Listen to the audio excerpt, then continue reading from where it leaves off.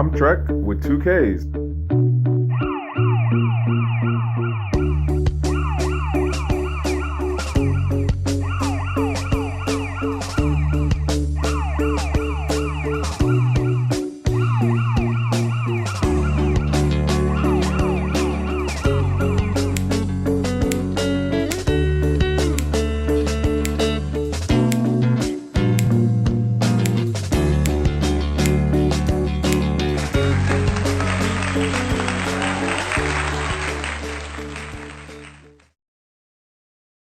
Alrighty, hola, buenos noches, buenos dias, buenos tardes, GnGs.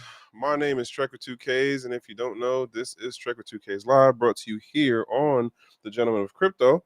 But I will add to that, I also have my own channel called Trek with 2Ks, and would appreciate the subscribe and share if you make it over that way. Also, do that here too. But I'm just saying, for those of you who might be on well, why would you be on Gem on the Crypto channel? Because this is where I've built most of the attention as far as the algos and the people are concerned. So that's why I'm over here. But yeah, so it is a Monday. We trying to make it through this weekend, which wasn't a bad weekend. Hung out with the coworkers and stuff. And well, shoot, I can't even say that. I feel like of the, let's say, last 45 days, I've heard a number of people, I'm not going to say had issue, but as far as mothers or grandmothers, health kind of takes a turn. Whether it is that somebody fell or somebody just got sick and the cough or cold or whatever lasted a little longer. I feel like over the last month and a half, I've been hearing a lot of those stories. So, I don't want to say shout outs, but positive vibes out to the folks. And even if it ain't your mother or your grandmother, pop, dad, whoever it is that's close to you, hopefully they making a turn for the better if they were under the weather or things have been kind of going sideways for them in this last bit of time. And so all right, what are we gonna get into? So basic idea, if you don't know, what I do here is I go through Twitter, and this is like a no face channel now, and I bookmark the things that scratch my brain, and then I talk about it here. And if you are over on the YouTube side, we can get it to the live chat, and I will show your comments, I'll give you the shout outs and all that funness. And yeah, we go from there. Now, as the preface goes, I'm not a lawyer, I'm not a CPA, I'm not a financial advisor. I'm literally just some guy on the internet who is giving himself this self-proclaimed crypto unk status. And it doesn't mean I'm out here balling or I know a bunch of shit. It just means I kind of been around this for a minute, and I've seen a number of cycles and personalities and companies do things. And so yeah, that's what I got for you. Let's try to jump into it. I really should have been on this earlier, because when I tell y'all, I don't know what it is that keeps me in this 9-10 window time wise, even though I really be like, yo, I should do this starting at 7. But things happen, I'm just lazy, and then we're here. I apologize, but I don't apologize. This is where we at right now. Oh, shout outs to our federal folks if you are somehow affected by this furlough. Because for those of you who know about the whole gang on my side of things, yeah, we still got to show up. For the other folks who are in other departments, areas, agencies, and if you got hit with the furlough, which I just found out that a handful of people I know have literally been I'm gonna say furloughed since. Ooh, hold on one second.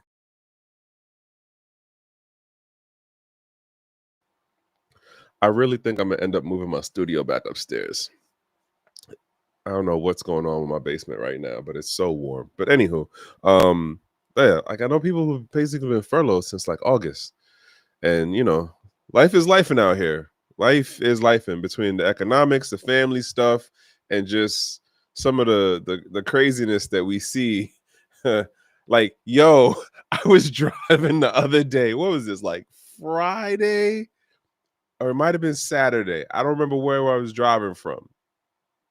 But um I seen this kid walking around with a Michael Myers mask. Or I'm gonna say kid because I'm assuming he was like a teenager or like maybe college age. And like the street that he was walking on is like a major street over here. It's one of those cross streets that you cut from like one of the major arteries that go into the city, and it cuts you all the way across to the other major artery, like major street. And I turn the corner on the right, and then I just look over to my left, and oh wow, like we early, like bro, it's not even in the evening. It's not like close to 7. This is like 1:32 in the afternoon. Sun is still up, okay? And he's just walking in his Michael Myers mask up this hill because the street has a hill on it. It's a steep ass incline at a certain point. I said, "Wow, man! Like, okay, this is where we at today. Got it." For those of you who enjoy the Halloween holiday I know some people who like literally that is their number one holiday. Um, and other people like myself, I I could care less. But yeah, people are out here already in they vibe for this holiday called Halloween. But nonetheless, let's jump into some of these stories. As you see how the thumbnail is, we're gonna start off with Jack. So I seen this the other day, and this is Jack responding to somebody else. And then it's crazy because then I also seen it like hit a number of other Twitter accounts, and it's just like, but is he really saying anything?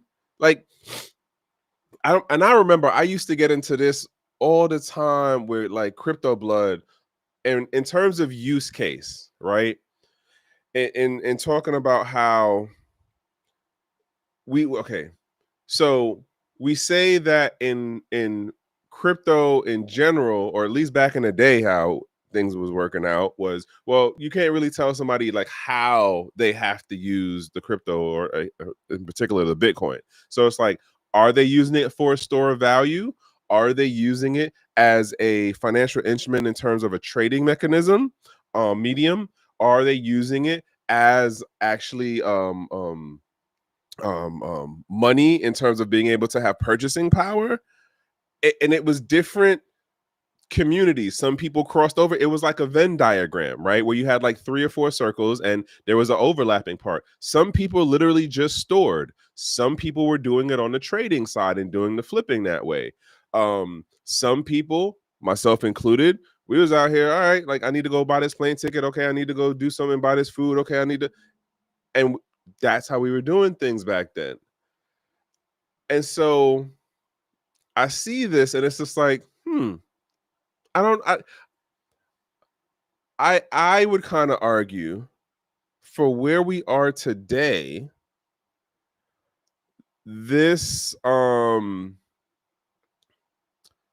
this I don't want to say era or phase, but I guess like path or phase would be more appropriate for where we are now.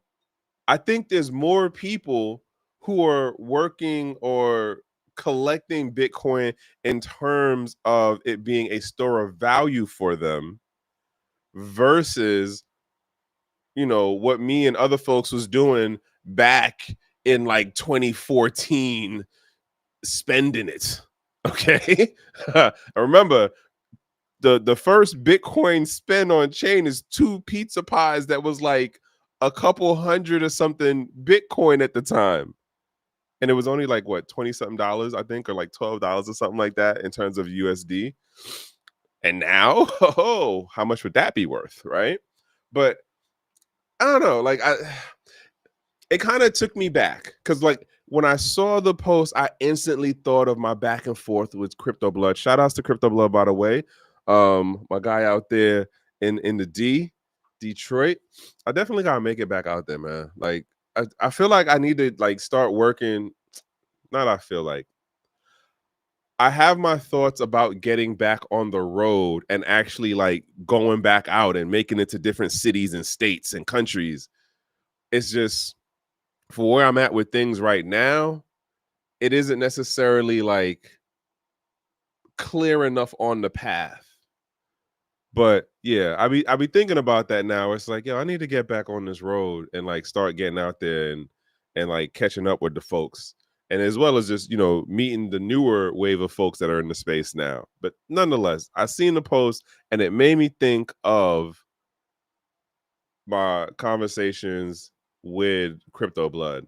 And then it's also one of those like, did obviously I can't speak for Jack. I can't say I read his mind. I think I've met him like maybe once, and I don't remember what the event was.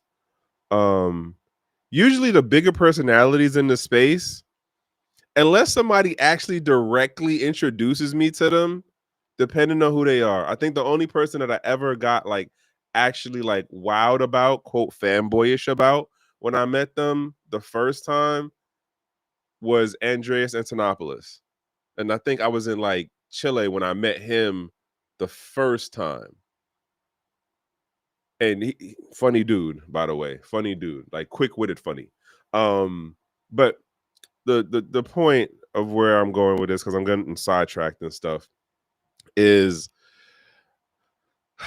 like I'm not even gonna read the whole post thing as for who he's responding to, but like, are we getting back to that? Are we there yet? I don't know. I don't know because that's not what I feel like, or no, that's not what I think I'm observing for what is going on in the quote market right now. Excuse me. We don't have a bunch of vendors and platforms that accept cryptocurrencies. If anything, we have less platforms today than we did 8 years ago, definitely 10 years ago. Like there was a number of mom and pops. There's different places online. Newegg was doing stuff. I think Newegg is still doing stuff. I'm not 100% certain on that. Somebody could correct me if I'm wrong. But like it's a different wait, what is going on? Hold on. What am I?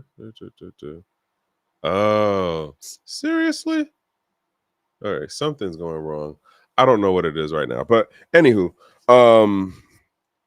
yeah, like we're not in the same openness that we were back then now. So to say like, and this isn't me minimizing um the segment of the population that is using Bitcoin as a currency in terms of money. And I have another post that this ties into that one, and I'll get to it in a couple. But yeah, that just like it scratched my brain, y'all. It scratched my brain, and so I was like, all right, let's bring this up. Like, so I throw that question out to the larger audience and those who eventually see this: is Bitcoin money in today's? And sorry, I'm typing this out in the chat right now, so that's why I'm saying this out loud like that. And I'm gonna say error. Um, and yeah, we'll throw that out there like that. And so let's jump up to this next joint. All right, I seen this. I gotta bring this one down a little bit so y'all can see the whole thing. So what was this, like Saturday? Or it might have been Sunday.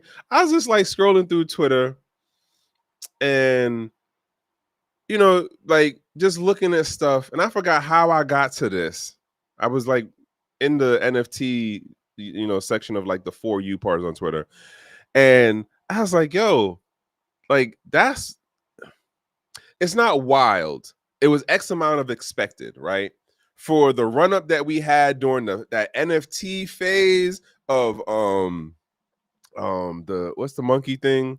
I can't even remember the name of the damn thing right now. But like, and it was a number of those NFTs that were like, oh, when I bought this, it was like 5,000, or like at one point it was valued on OpenSea as like 50 million, or 120,000, and then now today it's only the floor price on it is 5K or 1,000, or in case of this 10K.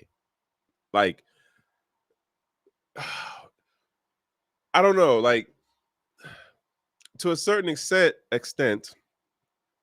this is arguably kind of expected, because arguably, depending on who you talk to and what part of the space you were moving around, the NFT market was I'm gonna say this word, and some of y'all might jump at me, but if you was in certain conversations and moving around in certain parts of the space, it was a level of money laundering going on. Just saying. And so to see where it is now, it's just like, well, for the diehard folks, you like your digital art. You think that, hey, there might be an upswing back on it. And then like, it's even the same thing with the coins and the tokens, right? Like, I was saying that the other day, like, I went and looked at one of my Ethereum wallet joints, and it was like, yo, like, who remembers Sandcoin? You know what I'm saying? Like, who remembers what's the British dude? I can't remember his name. It's a British dude. And I cannot remember, it was PPN or PPL. Like, there was so many things, and this is pre-NFT years I'm talking about. By the time we got into NFTs, we like and all right, let me get the thoughts out of what is going on in my brain right now.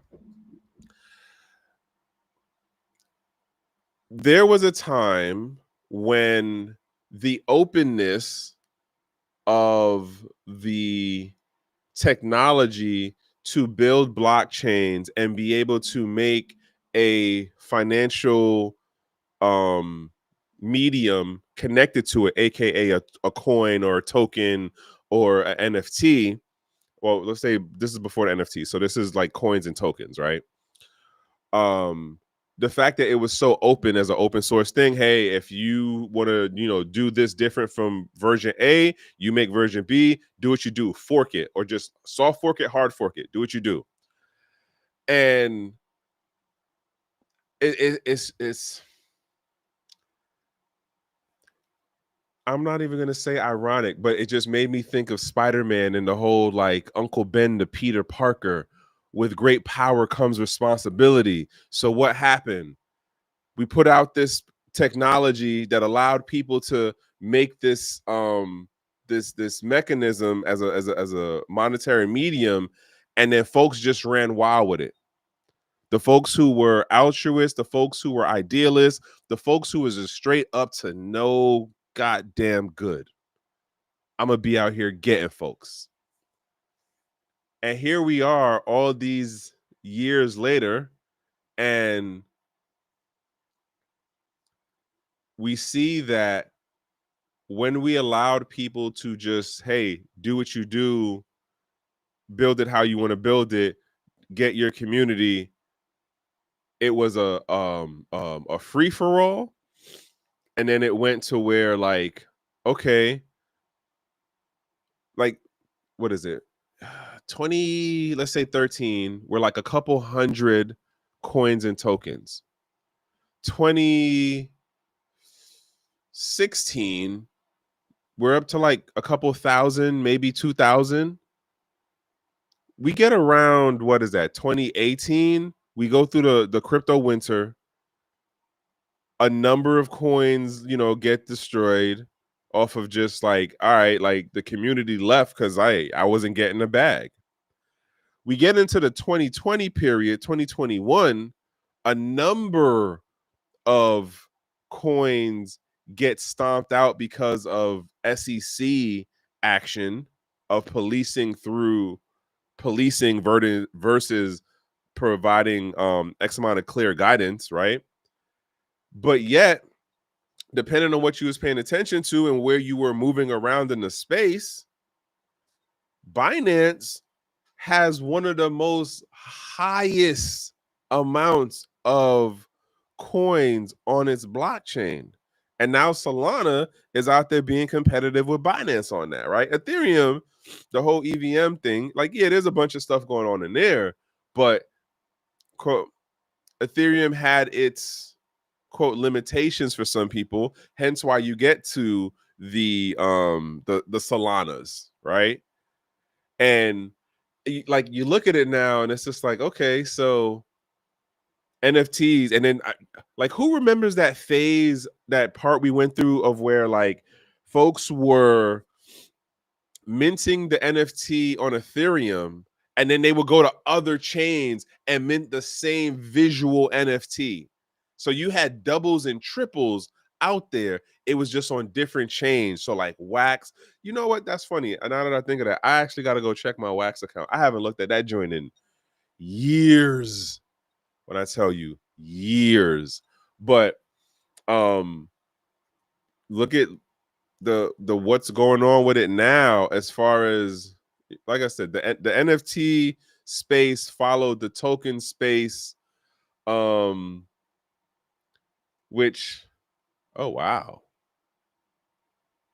it's a whole different thing now. Jesus Christ. Yeah, I did not know that. All right. But anywho, what just, oh, okay. So um and I've said this and I'm gonna keep saying this, because of what we did here in the States. And when I say we, I mean the administration. Because of what the administration did here in the States, stable coins are like, we thought stable coin stuff was bad during like the lunar situation. Nah, that's nothing. Because even then, like, what, there was maybe 50, maybe I'm being real generous, how many stable coins there were back in like the 20, let's say 17 to 21 period. Maybe 50, super generous in saying 100, but I don't think we even passed 25 of them as far as like major market holders who was being used in South Korea, as well as that was, well, granted, South Korea is moving on a different thing because of how their legal structure was working. But like in the who was holding bigger space in the markets? What we had back then is going to be nothing. Oh, sorry. What we're going to have come up now is going to be nothing compared to back then. Why? Because, at least for how I'm looking at this, the rub is in.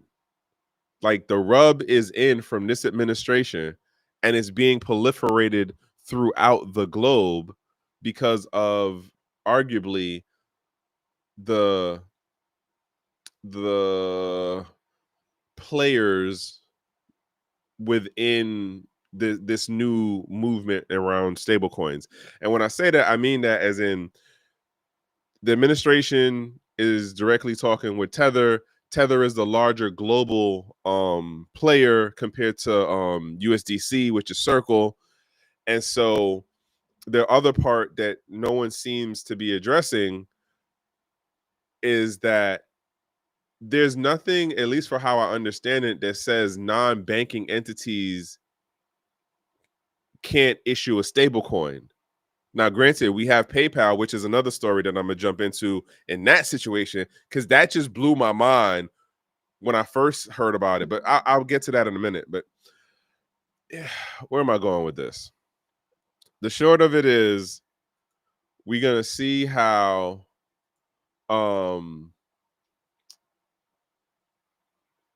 stable coins are going to go through the same growth and expansion as coins, tokens, NFTs.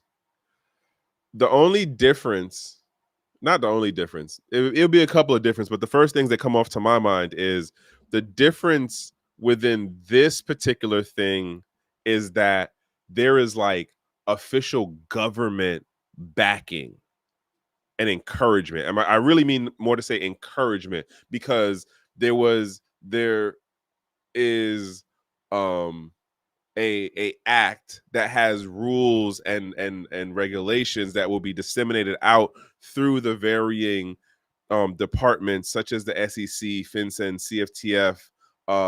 What's the other one that I can't think of right now? But the stable coins are going to have the same level of like scaling proliferation. There's going to be bad actors in it. There's going to be people who, quote, have good intentions, but things will get hijacked. And some things will just from the get-go not be made to be sustainable, if that makes sense. Like it might work for the first year, the first 15 months, 18 months, you might make it up to 24 months. But it eventually will run its course. And I've talked about it before, the number of issues that are going to run around it. So as I say, like, I'm not telling you what to do with your USD or whatever sovereign fiat you got. Just make sure you do your due diligence. Just make sure you do your due diligence, because it's going to be crazy out here. And folks are going to be mad when they get left holding the bag. And it's not just going to be an American issue. That's the other killer part of it. It's not just going to be an American issue. All right. Sorry that I sound wheezy. I can hear myself right now. This cough has like, I was sick a couple of weeks ago and it just has not left me alone, man. Ooh, hold on. All right. So other joint, I'm not even gonna play this. Y'all know how I am about the playing the stuff, messes with the system.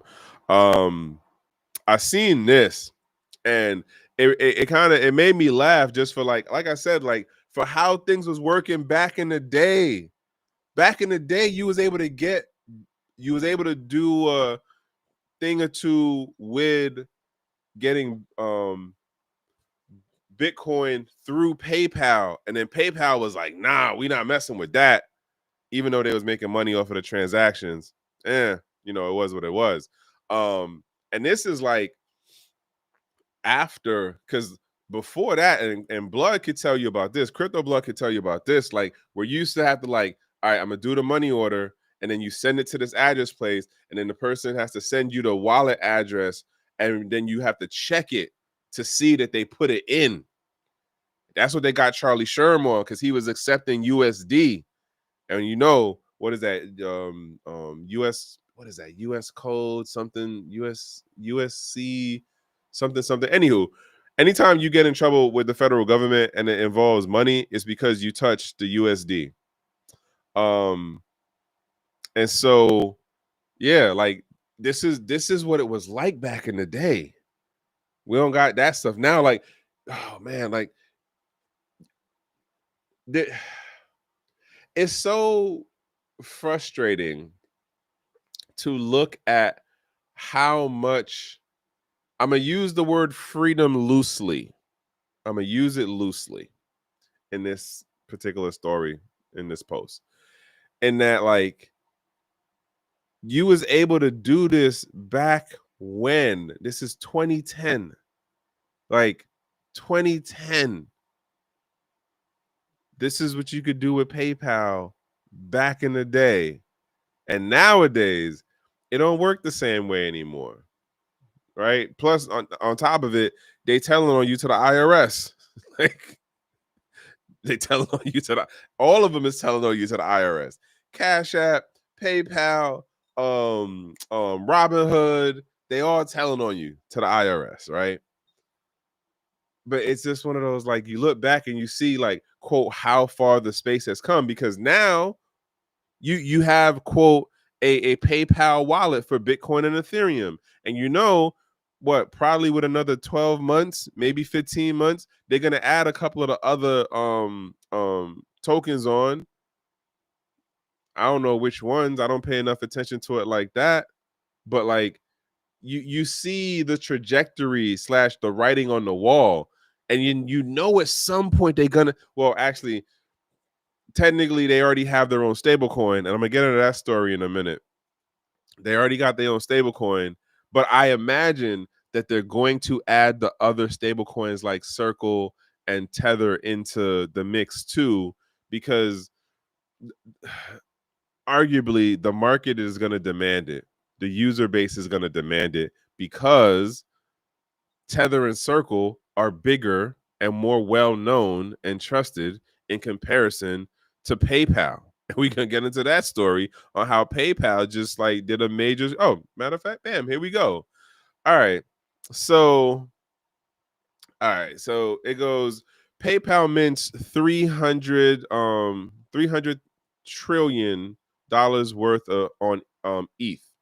But according to Paxos, this was an internal technical error. Paxos reported it mistakenly minted 300 trillion PYUSD and burnt the access PYUSD.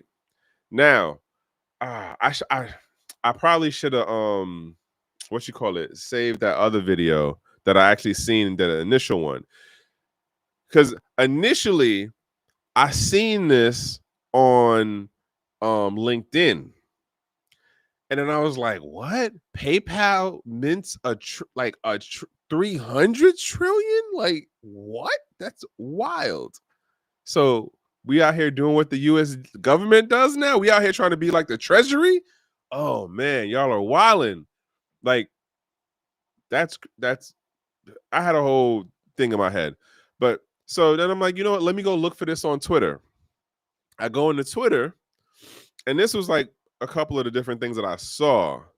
What more gets me is the thing that I've seen, the post that I've seen on LinkedIn doesn't mention Paxo. So when you just see that post, you think, oh, well, you know, PayPal did this dumb move. They're not experts, they're newbies, relatively speaking, to this crypto thing, right? But when you actually dig into it, then you learn about Paxos. And I was like, wait. Somebody at Paxos messed up. So the issue was they messed up and minted 300 million, but then they sent it to a null address, meaning they burned it. The way this is actually reading, it isn't telling you the at least for how I understand it from the other like clips and videos that I've watched, it's misleading what's going on here. It's misleading in that they're making it sound like there was only one mistake. They're making it also sound like it was at least over on the LinkedIn side, it's a PayPal issue versus it's a Paxos issue, because it was Paxos that was minting the stable coin for, well, they're saying that they were trying to do an internal transaction. They minted 300 million to send from one of their internal wallets to another internal wallet, but someone messed up, which I don't even understand how that worked out when you have a whole copy and paste thing that, like, all right, that's the address, boom, that's the one for the, like, explain to me how you picked the burn wallet address to add in as where the endpoint is for the transaction. Like, explain that part to me. But we're not going to get that explanation, which is why this doesn't make sense to me. Paxos has been in this space too long to make this kind of beginner mistake.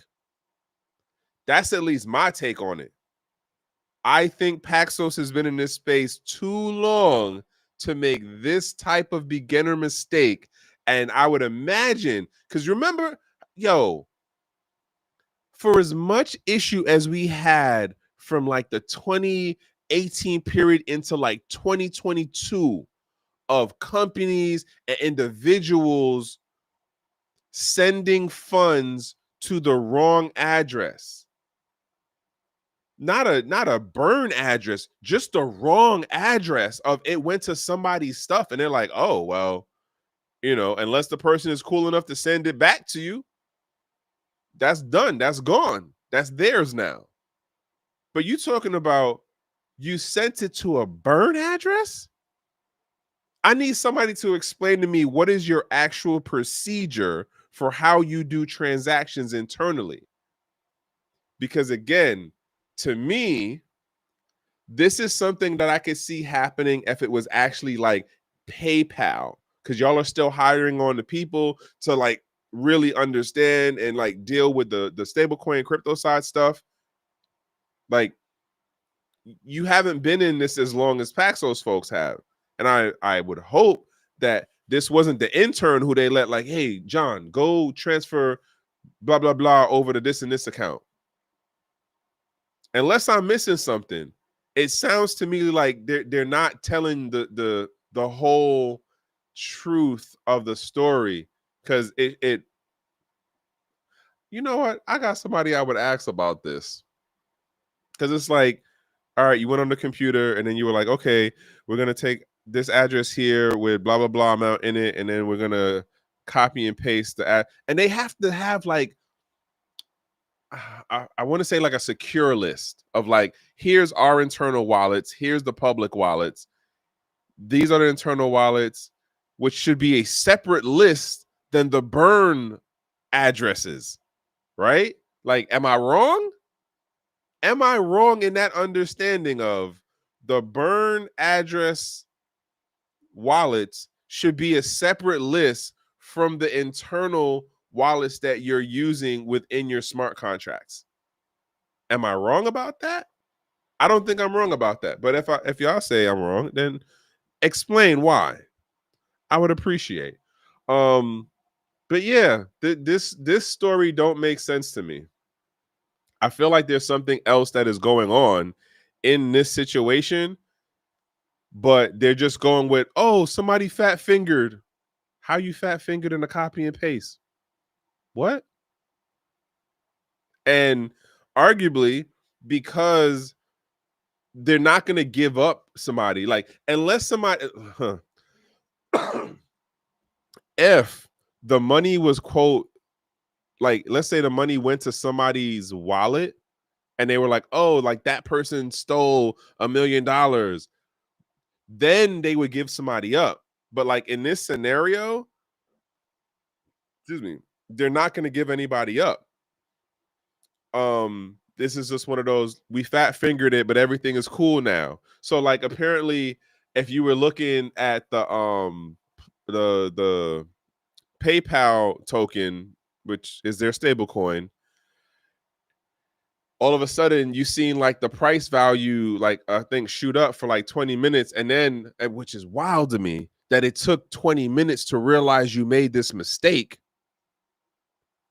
Because here's the issue. They did the 300 million, sent it to the burn address, tried to fix the issue, and then accidentally added too many zeros in and then put that live. So then they had to go back and be like, all right, whoa, we got to take off a couple of those milk. Like, I don't know. In my mind, it just sounds like that's too basic of a mistake for Paxos of all the platforms in the space to be making. But somebody can tell me I'm wrong. All right. Also seen this. I didn't actually read into the comments on it. So SEC Chair Paul Atkins says the U.S. is a decade behind on crypto, and catching up is job one for the agency. Which then means what? Like, how does us playing the catch-up game look? In my mind, there's two approaches to this objective, right?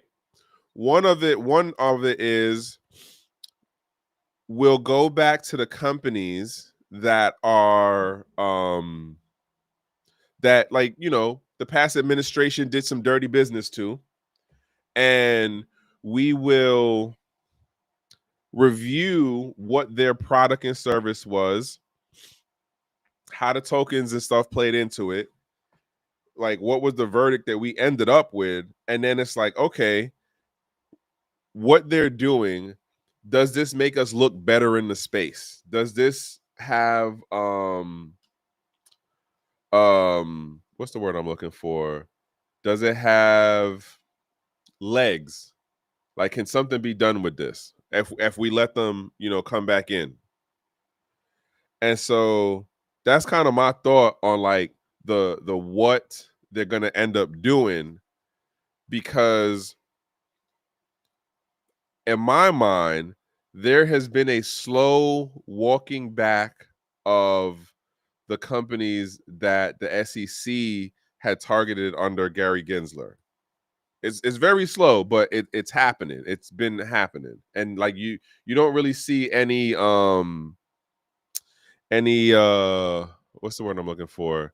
Any like big coverage about it. It'll be just that one little like, oh yeah, blah blah blah happened. The SEC said such and such with this company, but they're also picking and choosing the particular companies to be like, all right, are they going to be cool to be on like the good list? Are they going to, you know what I'm saying, toe the line with us about how we want crypto to move going forward? And so that's the part that gets me about who's going to get to be in the club versus who's going to still be on the outskirts. Case in point, Reggie Middleton. That's at least how I'm seeing it. I could be kind of wrong, but I don't think I am. I honestly do not think I am wrong in how I'm assessing the situation of what the SEC is going to end up doing to quote like get the US back on track, or like in a better place. Like, I was thinking about this earlier today cuz I was listening to something. I forgot what I was listening to, but it just made me think like, even though we are talking about, and when I say we, I mean the administration. I don't mean like we as the everyday person, right? I mean we as the administration. Even though there is a big um push or talk about, well, America needs to be the number one in technology. We need to be the number one in crypto. We need to be the number one in production. We need to be the number one, blah, blah, blah, blah, blah, right? At least for how I understand how you have to build an industry and then do the vertical development, whether it is a product or a service, is not something that happens within a 4-year window. This is at least my understanding. And so, with that understanding and that frame of reference, I think more of what's going on, which I'm going to get into the second path about this whole thing with the SEC, and for how I see what we're doing. And again, when I say we, I mean the administration. We're not fighting to be number one. Like, the number one narrative sounds cool, right? Because everything is always about being number one, at least for like how we argue these things, as far as it's a winner take all mentality. It cannot be there's a number two, right? It has to be, we can only be number one. And so I see how that message is being pushed out into the public of, we have to be number one. We have to dominate this thing. We have to da da da da da. It's a quote, us versus them, right? Winner take all. But we're not doing things that would make us or allow us as the American government / American as a country, for like the industries and stuff. We're not doing the things that would allow us to be dominant, to be the number one, to be the top dog. Which then makes me think, even though we're promoting this is about being number one, what's really playing out is This is just really about us maintaining a relevant position in the space. And when I say the space, I mean in general across the board in whatever industry it is you want to talk about. Whether you want to talk about the financial markets, the service market, the chip market, the production of like the car market, the financial banking market, like whatever market you're talking about, whatever vertical, right? Whatever industry,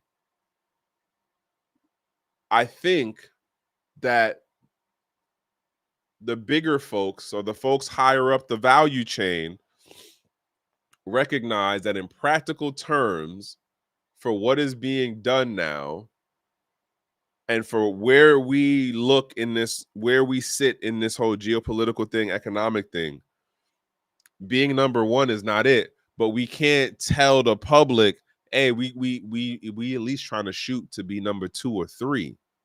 Like no one says that, because that's not the that doesn't give the warm and fuzzies to your public. That doesn't give the warm and fuzzies to the people who have like the money or the resources to make things happen at the bigger scale, right? So like, even though that's the reality and it's the unspoken secret, we still gonna spit it as, oh, this is about being number one. This is about being the dominant player. This is about keeping the hegemony. And I've been saying this for a bit. It's just like, yo, like this ain't 1990s, dog. This ain't the 2000s. Like America, at least for again how I'm understanding things, we're not in the 1990s or the 2000s. So we can't be going out here moving like we was moving back then, because it's not the same geopolitical landscape. And so to the point with this SEC story about, you know, that's the number one job right now. It's like, oh, really? Is it though? Or is it that we're just trying to do things that would at least keep us relevant to the industry slash market? So the other path that we would go for, aside from like going back through and seeing the companies and the personalities that the SEC and other financial departments, like, and including the DOJ, really smitten and smited and like did things that brought them a ton of legal woes, as well as destroying the businesses. The other thing would be, all right, we're gonna do things that are under the veil. We're not even going to call it this, but it will be under the umbrella of protectionism. So you'll have more protectionist policies, protectionist regulation, right? Case in point, I was listening to Eli, the computer guy, early today, and lately, man, his rants they're truthful, but they're funny. But man, sometimes he be going off the rails, man. Oh, so but nonetheless, so he brings up a point about how there was a period within the car industry, within the American car industry, where we went on this whole thing about how Americans don't want foreigner cars. Americans don't want, and when I say foreigner, I mean Americans don't want low cost, cheap foreigner cars, in particular the stuff that comes out of China, even though X amount of our vehicles are made there. But we're specifically talking about the lower end market for like economy size vehicles. This is what the American industry was telling the public. Americans don't want those. They want big trucks. America is all about F-150s. And let me not like beat F-150s too much, because I have my own Yeehaw truck, right? It's a 1990 joint. But it's not the new shit, right? But nonetheless, this is what they're saying to the public. America doesn't want those foreign mini cheap, messed up cars. They're cheap cars. They won't last, blah, blah, blah. China moves into making more, not professional, but more, let's say durable, more engineered, reliable vehicles, right? So now, then it gets into, well, and this is the thing that gets me about like the way we argue free market or open market here in the States. Like, we're cool with free market and open market things when we have the upper hand. Hence why you have the whole thing of like protectionist policies and regulations around certain markets and industries, right? But when you put things on a level playing field and we start to lose, we will come up with everything under the sun to be like, yo, nah, dog, you can't do that. Nah, man. Like we run the gambit. And so he was making the point of like, that's what the American car manufacturing industry was doing in that they were making, because I'm not saying we all, but most of us have heard of what is it, the damn design concept where like the thing is meant to break, right? So here you have it that China is getting better at making more reliable, durable vehicles at low cost price. They get into the EV thing. American manufacturing industry is like, hey, Americans don't want those. They want big trucks. They want more expensive cars. They want more new with fancier cars. But if we just had let the chintzy Chinese unreliable cars come into the American market, people would have bought them, been turned off, and then went back to the American vehicles. And then the market would have spoken for itself. But that's not what we did. The industry lobbied and bitched and moaned about, don't let those cheap cars come over here. We'll just stick with the whole thing of more expensive, newer cars, lease cars, finance cars, bigger trucks. We get into the EV thing. Well, no, you can't let the EVs come in because they're higher quality vehicles, but they sell cheaper than what we sell these trucks for. But you can't have it both ways. Either the EV cars that come out of China, aka BYD, is an example of the major one right now, which I hear is like all over in certain parts of Africa. Case in point, Central African Republic and a couple other places. And they're definitely moving around in Eastern Europe and in Russia. If it's a matter of those folks can only make chintzy, unreliable vehicles, why are they killing the sales globally though? If it's a matter of those are chintzy, unreliable vehicles, what happens when you let that into the market and then you let the public decide, oh, are these really crappy cars? Ah, that's why the price is so low. It's a crappy car. We're going to do the same thing in this crypto space as we get more and more regulation in the American market in particular. And it's going to be on the same premise of, oh, you can't let the over there outside company, person, entity, whatever, come over here. Because again, I would argue history continually shows us the American mercantile class is only cool with open and free markets when we have the advantage over the other competitor. We don't like being on a level playing field. That's my take on it. I could be wrong. Somebody might know something in history that, goes counter to that thing of, if we actually let the free open market, like public, decide, word in Barbados already? Huh, okay. Decide on like, do we like this product or service? Is it at a reasonable price point? Bet I'll use it. You know what I'm saying? Like, so that's the part that gets me. And again, for what I'm thinking and how I'm seeing it, the SEC is going to do the same thing. It's going to be like a one hand's going to be doing this, the other hand's going to be doing that. They're going to let some of the folks that they messed up back in the space, and they're going to be heavy in promoting American adjacent or American connected stablecoin projects.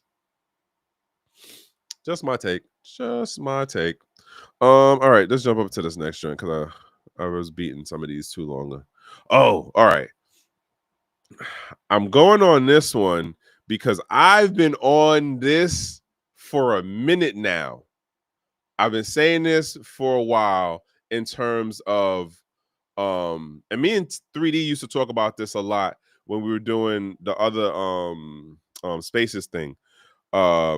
So apparently Denmark just actually put into play that oh wow, that's wild. Okay. Not wild like, oh, that's a crazy, like that shouldn't happen thing, but like, oh wow, that's actually interesting that they went that far.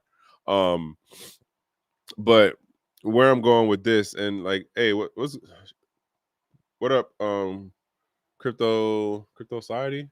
BTC. Um so this apparently just happened in Denmark as far as like the whole digital sovereignty, or more of cyber sovereignty in relation to the person. And I've been arguing about this for like a while now, as far as what you have happening, at least here in the West. And when I say West, I'm talking about generally speaking about Europe and like the US and stuff, in that the companies are getting the rights over the individual person, in terms of like the sovereignty aspect of whose data is this, who controls what, who has ownership. Granted, arguably you would go, well, it's my picture of me, why would I not have right over the image of me, my voice, my likeness, my face, my body, right? And I'm not even running down that whole rabbit hole about like God given, just the whole thing of just plain simple thing of, I am human, I am a person, I am an individual. These things are part of my being. Why would I not have agency over them? But that's not the direction that most of the West is going in. And I seen this and I was like, wow, that's interesting. I'm curious to see how does this work um in parallel to how the EU, because you have the EU as like the collective representation for each one of the different European countries, versus what Denmark is saying by themselves, right? I think they say now like England, London in particular, the city of London has like either 2 cameras or like 1.5 cameras per citizen. I'm probably saying that wrong. From what I understand, there's more CCTV cameras in London than there are people in the population of the city. So like, who has authority over all of those images that are collected? And that's been for years now. Years. The other thing to note about this is it also made me wonder, is there any like, did anybody think forward on like, all right, because obviously the digital ID thing is going to be a part of this question. The EU is 100% pushing digital ID, right? Which then also plays into the whole thing about your money and like the digital money thing. The digital ID is going to be tracked, no, connected to your ability to use money, or like being able to have quote money. Um so like, it makes me wonder, how is this really gonna hold up? Especially with the EU saying no, we're 100% running or going along with digital ID. We're 100% going along with like, because what is it? Totally not related to EU, but like Thailand just implemented their thing about the digital ID. And they're connecting it into phones. So like burner phones apparently are going to be mute as a thing because of how they're connecting. Or I forget what part of the phone that they're like going down to, like something in the hardware. So like, this is how it's all connected, which then goes, well, how does that work for tourists who are only there for like a week, 2 days? Like, how does that work for your non-citizen people? You see what I'm saying?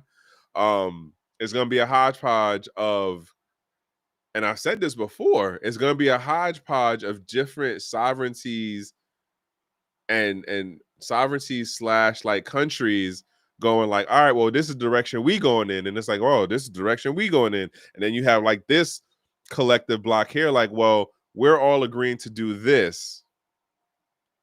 Whose sovereignty, as far as like that nation state, whose thing holds up?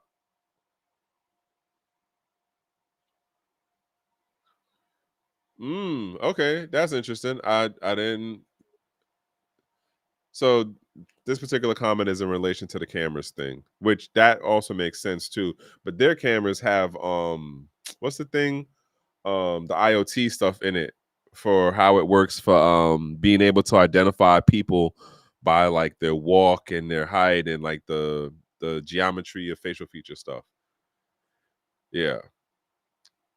I've heard on that part. But yeah, so it's gonna be interesting to see how this play out. If this even holds up, as well as will it spread to other European countries? I don't know. I also wonder how this will work out in like the African countries and the Latin American countries too. Just a thought. Just a thought. Oh, so this was the other thing that was going on. Richard Hart being Richard Hart was one of the things I said over on the Twitter side. Um Wait, what was this one about? What got me about this? I forget at the moment, but I'll read it through and it'll probably click back to me. So Richard Hart post. Something was going on yesterday that Richard Hart was trending, and it was in part. So shout outs to the Hex folks, the post chain folks, all of y'all. We'll see how this play out in terms of um the algos, because I was doing some hashtags for Hex and post chain. We'll see how this play out in the YouTube realm of it. I think I did the same thing on the Twitter side of it, but we'll see how it play out.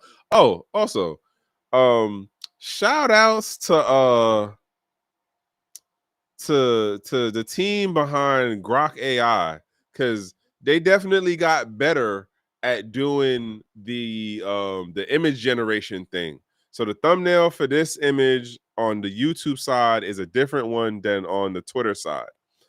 And all I did was literally just put in some of the headlines that I had, that like I was from the post. So it was like Jack Dorsey says Bitcoin is money. PayPal burns millions of PYSUD, and I said some other stuff, and then I gave like cinematic sharp color something something, and then boom, that's what it printed out. And I'm like, okay, y'all doing better. I'm clap hands off to y'all, claps to y'all, the team of folks behind that. Now, granted, there's some funny shenanigans for how the business is layered and structured and how it connects to Twitter, but I'm just saying, technology wise, it has gotten better. Because I was literally complaining about this shit like, what is that, 3 maybe 4 months back? I think it might have been 3 or 4 months back. I was complaining about it, saying that it was like kind of garbage. But they're making some improvements. I'm still not feeling how the short clips work, but at least on the still image stuff, y'all doing better. I'll just say that. But anywho, jumping into this joint right here about excuse me. So Kevin Hart. Um so apparently he was trending heavily because he moved like some couple million worth of hex from one chain, from one wallet to the other. And folks, as you know, folks is always pocket watching on this crypto thing, man. Whether you a no name nobody and you got a lot of stuff in a wallet, somebody's tracking it and waiting to see when you move it. And so that's what he did. That's what kind of got me down a rabbit hole. And then I was kind of like looking through his account, and it's just like, wow, man, like you can never say that Richard Hart is dumb. Like, and the other irony of it is like he tells you flat out, like, nah, this is like how I'm looking at it. Like, this is why I do X, Y, and Z. Like, I was watching one of his clips where he was like, like, you want to make something valuable, you're gonna do one of two things. You're either going to make it scarce or you're going to do the marketing thing of where you have to bolster up the brand enough that like it sticks and it resonates with people, and that's how they're seeing like, oh, that's a value because it's like, oh, that brand is so popular, like everyone knows about it.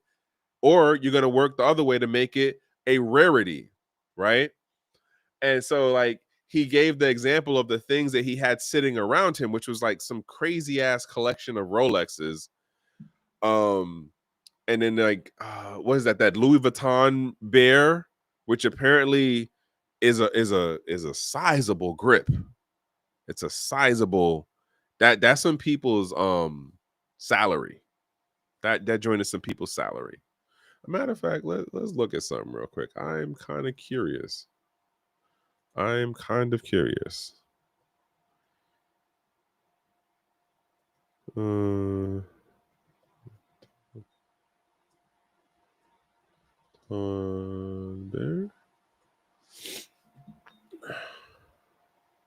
Let's see. All right, that I don't think that's the one. Let me.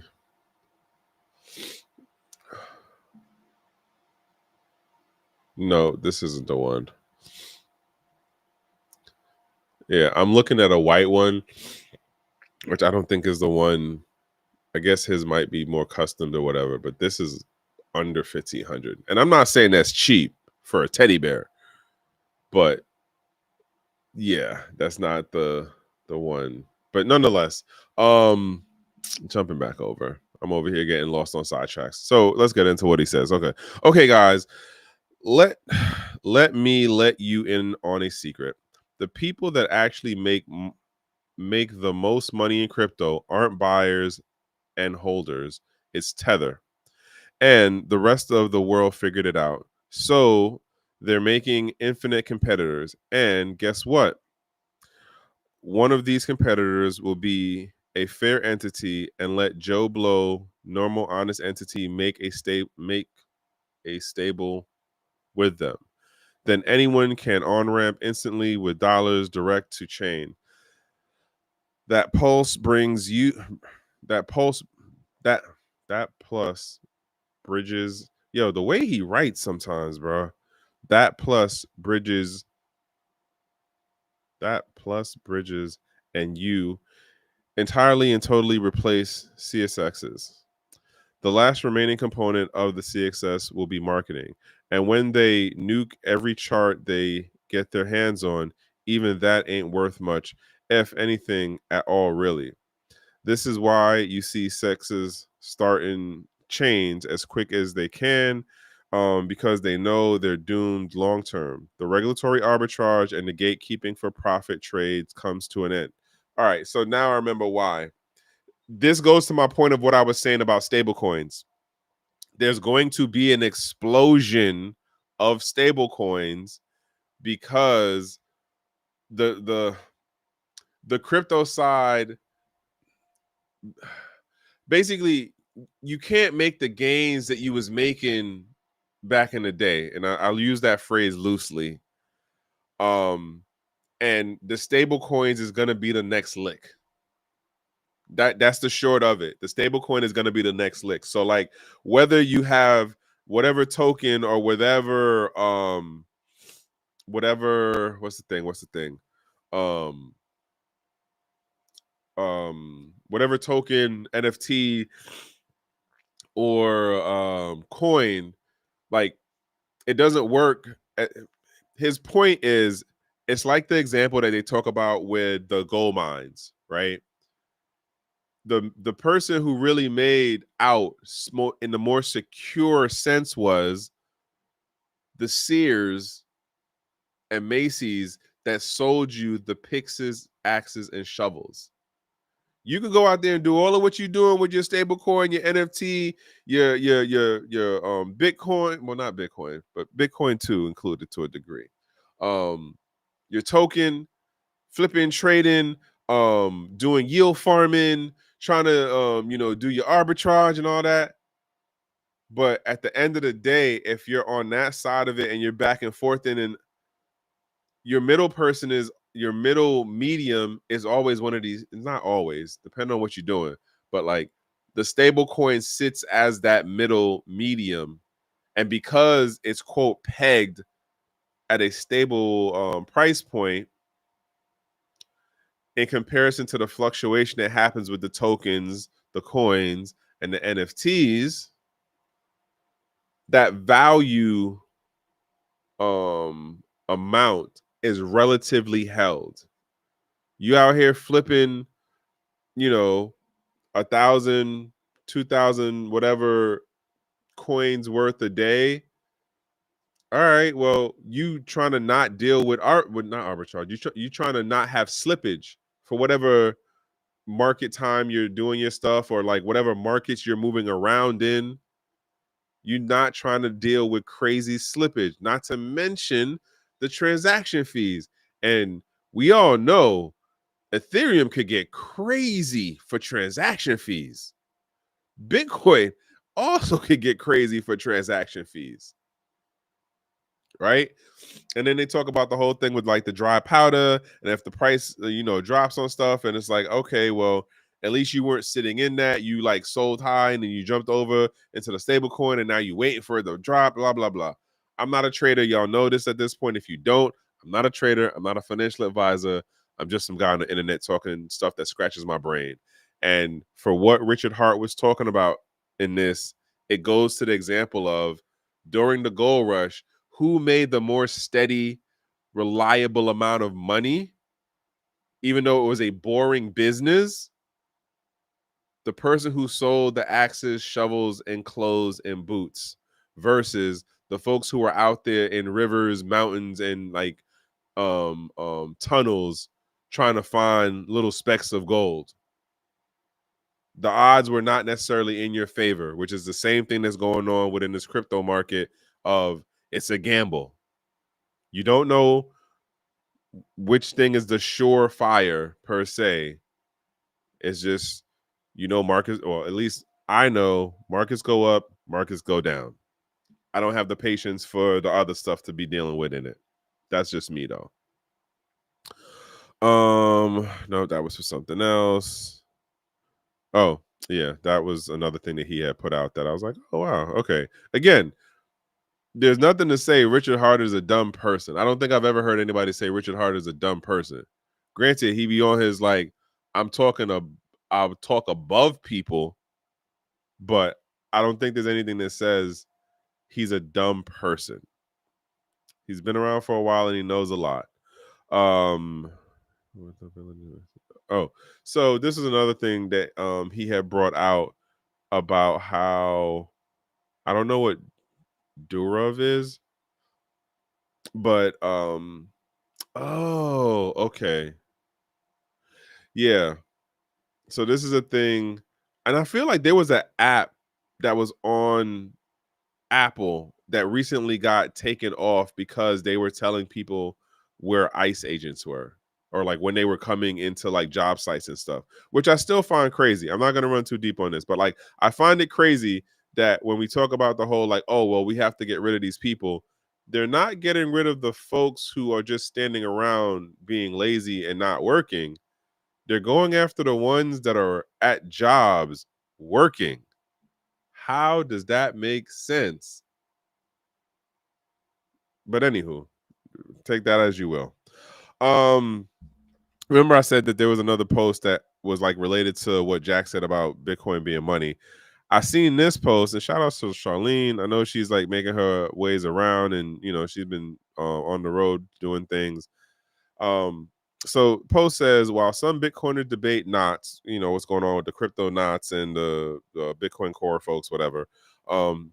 There are political descendants using Bitcoin as a lifeline for financial freedom, refugees preserving their wealth and rebuilding their lives in safer countries with Bitcoin, global merchants saving thousands in credit card transaction fees by emerging Bitcoin as real money. So when I say some of us have lost the plot, please believe me. So I'm gonna close out on this one. And what this made me think of, right, is that, and this is the part that gets it with the whole like Bitcoin versus crypto being the other. And I'm gonna still hold to this thing, even though sometimes it might bite me in the ass. You can't tell people how to do their crypto stuff. Like if it's about economic sovereignty, if it's about financial sovereignty and having agency over your financial instrument, hey, Bitcoin works for your case, cool, great. But I remember when there was the whole push of like Bitcoin is everywhere, Bitcoin is usable in this, that, and third situation. But like I remember what's his name? I cannot remember his name right now, but he does a lot of work down in like Mexico and like down in it wasn't Argentina. It was Peru? I can't remember the country right now. But like Dash, like how many folks remember Dash?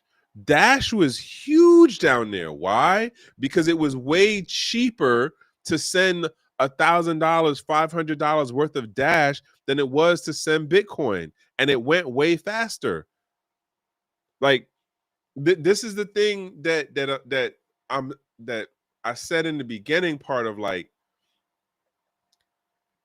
you had the element or the parts of the Bitcoin community where it's the people who are using it as a storage thing. It was the people who are using it as that part of their trading instruments, financial instruments in regards to moving in and out positions. You have the folks who are just on the I'm hodling, holding on for dear life. And then you had the folks who were really moving around the space and using other coins to do the things that they needed to do in life. But no one talks about that because the the bigger, louder narrative is it's either about it's either about Bitcoin, and if you do any of the other cryptos, oh, you're just a trader. You're just you're just an investor, right? We give it that Western bravado, that Western like, oh, well, if you're in crypto, you're a trader, you're an investor, versus the technology works for whatever the situation is that you need it to do. That's my takeaway for the night. In terms of this whole thing of cryptocurrencies, and I'm including Bitcoin in that bigger umbrella term, this American point of view and hubrisness for how we talk about cryptocurrencies and like what the use case is, I think has gone very left. And as Charlene makes the point of, folks have lost the plot. The idea starting off with the Bitcoin is about economic sovereignty and financial agency. But in the broader context of this thing, the technology, whether it be in the brand of Bitcoin or in the brand of a stablecoin or in the brand of a token or in the brand of an NFT as a financial instrument, in my mind, I can't tell you how to crypto. You have your situation. Is it that you need a faster transaction? Is it that you need a cheaper transaction? Is it that you need multiple feature functionality within how that digital monetary amount can be moved around, split, divided, hence the smart contracts, hence EVM ecosystem? Like that's the thing that gets me when I take myself outside of this like American environment, this Western environment. And like I remember when we started getting into this whole thing of using more traditional financial phrases like, oh, they're an investor. Oh, it and y'all hear me use the phrase financial instrument all the time. But I use that phrase for a particular reason.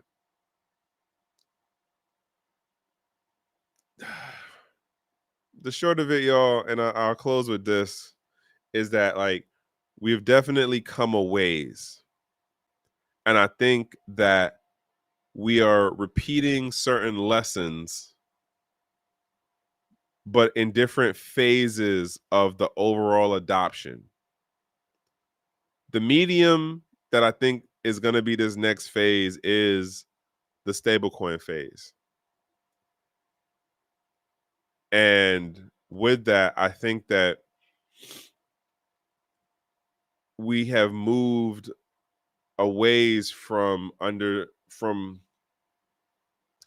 accepting or understanding like the financial agency that the technology does allow, but it's getting kind of drowned out.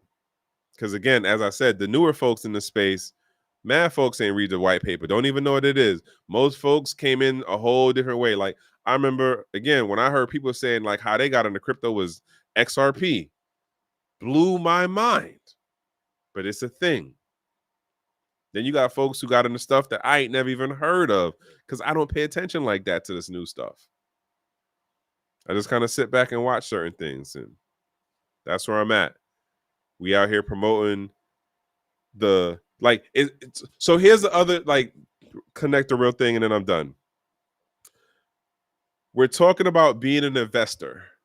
You hear people talk about the whole like building financial wealth, and this is like, yeah, but building generational wealth includes economic sovereignty and financial agency.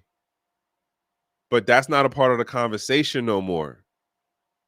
And I think that's the part that frustrates me as I see it more and more, in that the aspect of financial agency and economic sovereignty is being washed away / separated, negated from what it means when you say I'm building generational wealth. All right, so you building on the same rails and system that was screwing you over for generations before you? Really? How much sense that make? I don't know. But I'll leave it there. I throw that one out to y'all. It's a Monday. Getting a little bit time wise, I could have did better, but it is what it is right now. Nonetheless, y'all, like I said, it's a Monday. Hopefully y'all had a good productive day. For my federales out there, hopefully this joint don't go into the long one we had, which was like 35 days, because I know the bills is billing. Like folks got to eat food. It's getting kind of rough out here. Yeah, life is lifing out here, man, and I'm just sending positive vibe out to folks.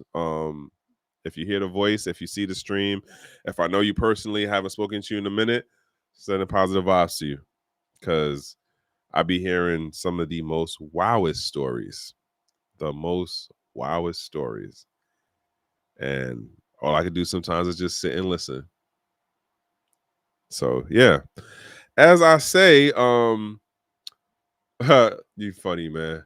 From one human to the next, the best thing that I can wish y'all is to be in a safe place, in a safe space, and in good company. I appreciate you, bro. Yeah. Other than that, y'all, I will catch y'all next Monday, and we go from there. All right. Let me just type out this last joint. Yeah, I'm gonna leave that there. Thanks. I totally. You know when you be typing too fast and then you be clicking extra buttons, like I clicked the what you call it? All right. So we ouch. Yeah, that's all I got. Buenos noches, folks.